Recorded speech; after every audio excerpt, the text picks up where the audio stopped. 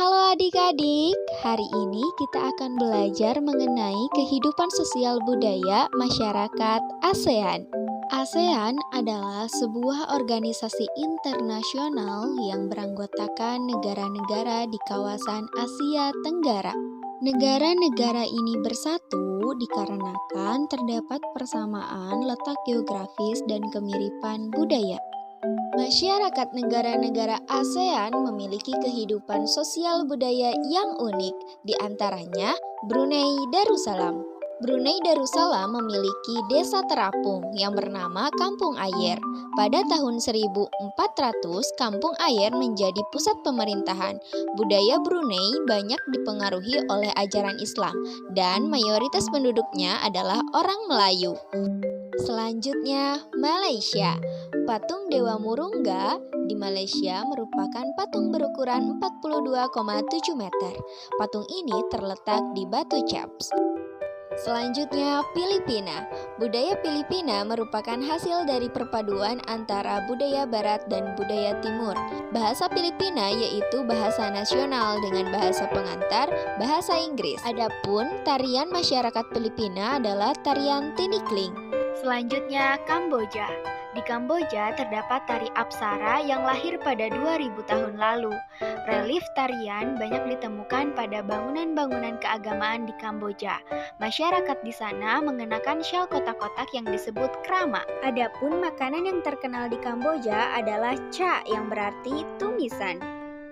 Myanmar. Myanmar disebut sebagai negara 1000 pagoda. Mayoritas penduduk Myanmar merupakan keturunan Tibet. Bahasa yang digunakannya merupakan bahasa Birma.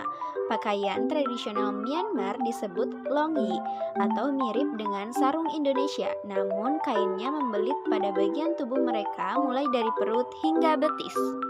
Vietnam. Permainan tradisional anak Vietnam yaitu menangkap jangkrik dengan mata tertutup.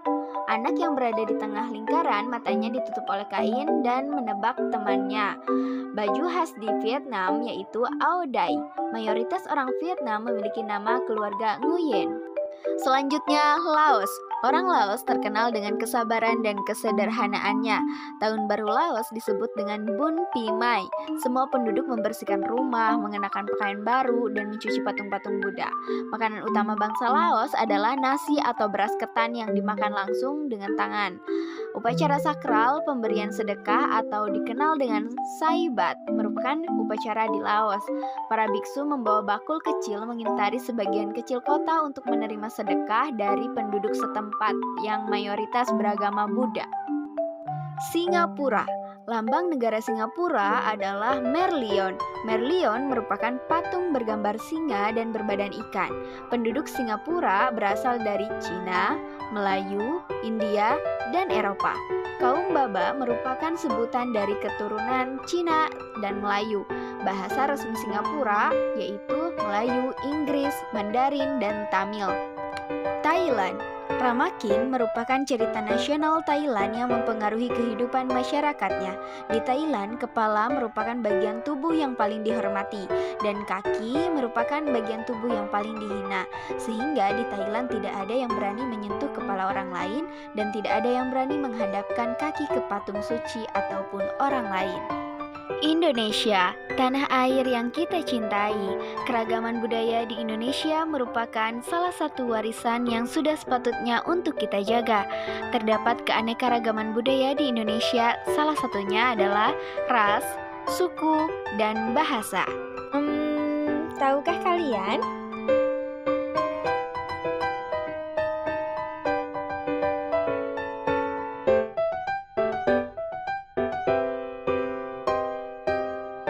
Seorang petani jagung memulai pembiakan tanamannya dengan menanam biji jagung. Setelah 3-4 hari, bakal tanaman akan muncul di permukaan tanah. Tanaman jagung akan terus berkembang atau tumbuh menjadi besar. 3 hingga 3,5 bulan, buah jagung dapat dipanen oleh petani. Bunga jagung memiliki helai-helai rambut halus pada bagian ujungnya. Pada helai rambut tersebut terdapat tepung sari. Tepung sari akan terbang terbawa angin ketika angin bertiup. Tepung sari yang terbawa angin sebagian akan jatuh di kepala putik yang terletak di bagian bawah bunga pada pohon jagung yang lain. Ketika itulah terjadi pembuahan. Setelah terjadi pembuahan, bunga jagung tersebut terus berkembang hingga menjadi buah jagung. Perkembangan itulah yang dapat diamati dari waktu ke waktu. Buah jagung akan siap dipanen ketika rambut jagung sudah berwarna kecoklatan dan bagian tongkolnya sudah mengering. Apabila buah jagung tersebut dikupas, akan memperlihatkan biji jagung yang kekuningan. Bagian yang dimakan oleh manusia adalah biji jagung.